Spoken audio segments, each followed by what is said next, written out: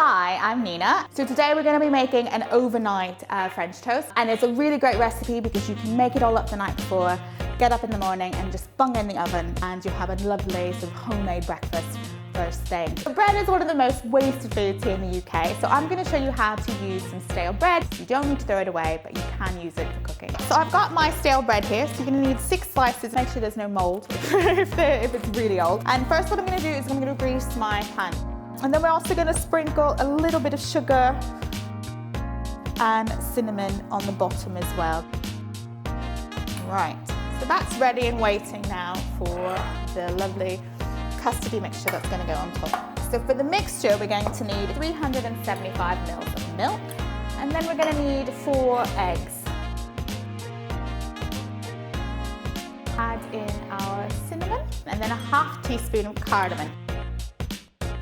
And then we're going to add about a tablespoon of sugar, 1 teaspoon of vanilla extract, and then we're just going to whisk that up. So I'm just going to pour this over my bread. As it sits overnight, the bread is going to soften up, it's going to take on the moisture, and take on all those lovely flavours. Now we're going to need 3 pears, and I like to prepare these the night before as well, alongside the toast. So we're going to slice these up. And I'm also going to add a bit of sugar, so a tablespoon of sugar, and that's just going to help them soften, but also to help them caramelize while they cook. So you get that nice sort of caramelization on the outside. So I'm going to pop those in the fridge and let those sit overnight as well.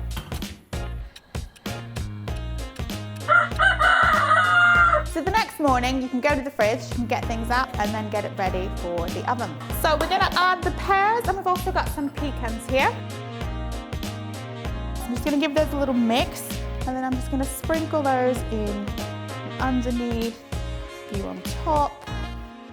And then I'm just going to give a final sprinkle of sugar over the top. So now that's all assembled, it's going to bake in an oven that's been preheated to 180. You want to wait for the top to go nice and golden and crunchy, so do check on it, but about 35-40 minutes is all you need.